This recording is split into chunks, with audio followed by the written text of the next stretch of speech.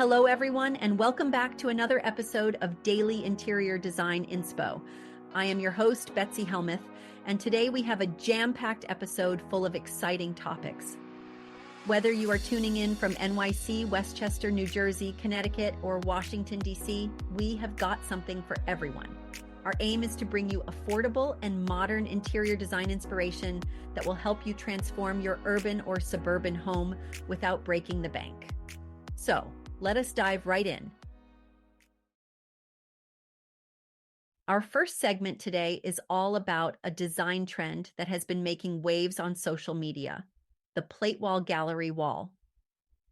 Jessie Quinn, a lifestyle writer whose work has been featured in The Spruce, Birdie, Well Plus Good, Shape, and People, recently tried out this trend and shared her experience. And let me tell you, it was not what she expected. Jessie has a bachelor's degree in fashion journalism from the Academy of Art University and uses her background in fashion to inspire her decor style, which balances vintage, modern, and artisanal pieces. Jessie recalls how her love for hunting treasures at antique malls started in her childhood. From old keys tied together on a ribbon to vintage cat-eye glasses, her curiosity for unique items has always been a part of her life. Naturally, the viral plate wall trend seemed perfect for someone like her. Although she was not initially planning to partake in this style, a recent trip to Palm Springs changed her mind. She visited her favorite antique mall and ended up curating a mini collection of vintage plates, complete with plate wall hooks from Amazon and a perfect spot in her kitchen for the display. Jessie chose 5 small plates that she could not part with: a small black and white cat dish, a tulip-shaped spoon rest, a mini mosaic plate, a terracotta dog dish with a gorgeous yellow glaze, and a small tangerine dish.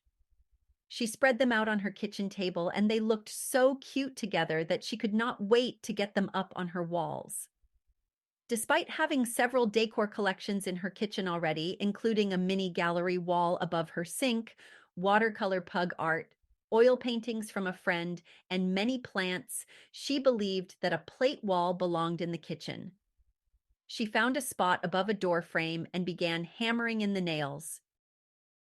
However, much to her surprise, Jessie did not instantly love the way the plates looked on the wall. Months later, she is still not a fan. While she loves the individual plates, the clustered arrangement did not feel as intentional as she had hoped. Moreover, her small kitchen, already prone to clutter, felt even more chaotic with the added arrangement of plates looming over her.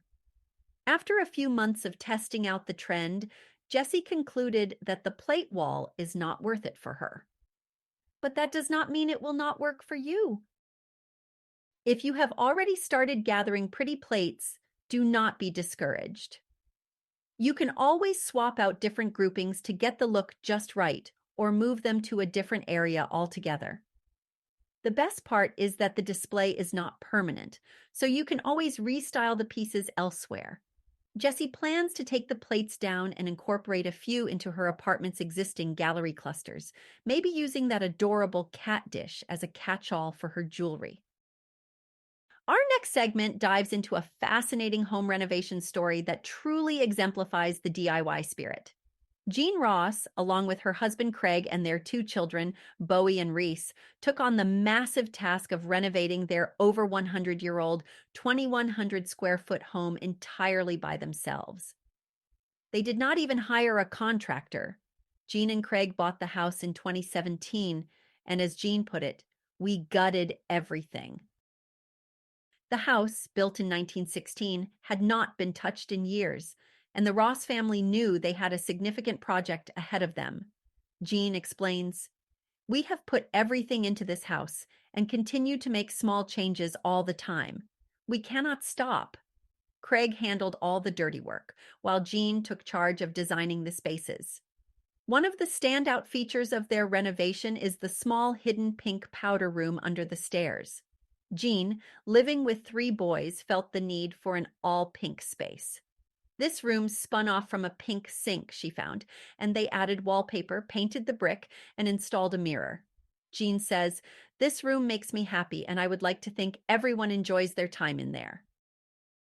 Another unique aspect of their home is the powder room door, which Jean found at a salvaging place. She painted it and installed new hardware. They also cut out a wall for a nook, painted the brick, and added lighting. Jean found all her weird portraits in Toronto and Austin, Texas, and she adores a particular dresser with unique lines that she had to have. She describes their home as a reflection of who we are and what we love, filled with strange pieces from their travels that remind them of their experiences. They love art, books, music, and food, and their home is designed to feel inspired, yet cozy and relaxed. Jean emphasizes, "We love being surrounded by things that make us feel good." One of the family's favorite finds is a set of Art Deco lights sourced from a salvaging store. They also installed floating wood shelves, which they recently stained a darker color. Jean loves a piece of artwork she found in an antique mall depicting a man riding a horse, which looks like it was done by a grade schooler. She loves the color and the frame, describing it as so good. They found a rug at Tonic Living, one of Jean's favorite fabric stores. Jean describes their home style as eclectic, with a small hint of Cotswold coziness mixed with Parisian charm. It encompasses art, books, and herringbone flooring, with an offbeat splash of boho. One of their major splurges was on the herringbone flooring, which caused them to save on other items in the kitchen.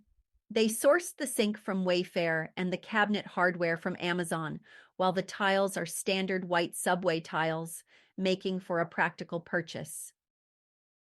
Jean advises homeowners not to worry about what anyone thinks and not to stress over trends. Do what makes you happy and add things that make you feel you and at home. Buy the art, buy the weird rug, invest where you can, and have fun with your home. Also, just go for it. It is never a good time to start a DIY. Just get your hands dirty, put some music on, and have fun. If you often feel like you need a vacation right after your vacation, you may be doing it all wrong. As with many other aspects of living life, those ultra-happy Scandinavians may just have the cure for your go until you drop vacation style that leaves you feeling less than refreshed, the Lagom vacation. This travel philosophy gives you a little bit of everything for the perfectly balanced and perfectly lovely getaway. The most basic translation of the Swedish word lagom is moderate, as in balanced with a little bit of this and a little bit of that.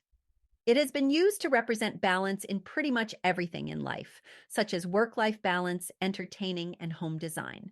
So why not apply the lagom concept to your next getaway? A truly lagom vacation does not feature a packed itinerary and several different stops along the way. Instead, it paces out your vacation, creating slower, more relaxing moments as a counterpoint to the hustle and bustle. Even if you are heading somewhere action-packed like a theme park, a cruise, or a city, you can find ways to incorporate some balance into your vacation equation. That will ensure that you come back to real life refreshed and not in need of another break.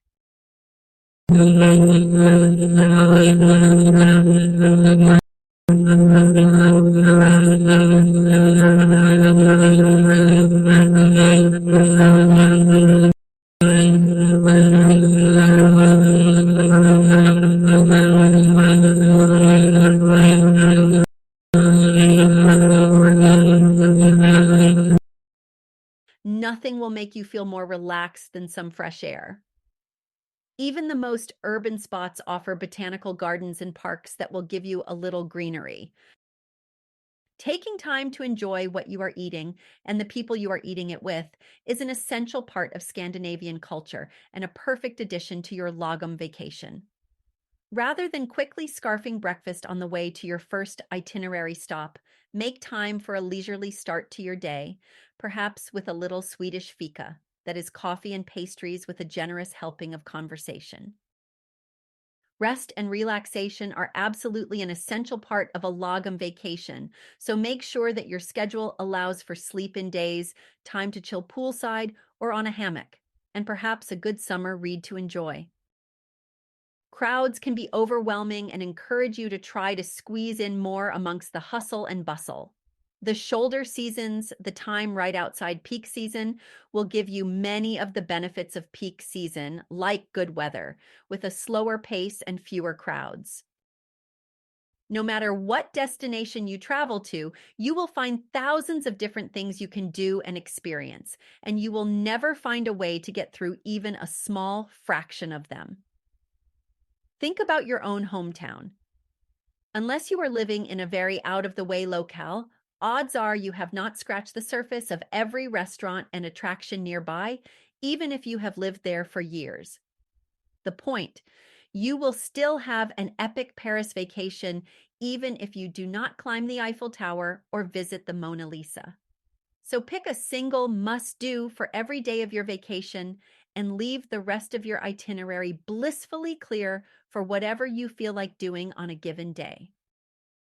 So where is that Goldilocks-like not too busy, not too quiet spot for your getaway? While pretty much any spot, even uber hectic destinations like Disney World or Tokyo, could be made lagom by adjusting it as suggested above, you may want to consider these locations that easily lend themselves to a lagom style trip.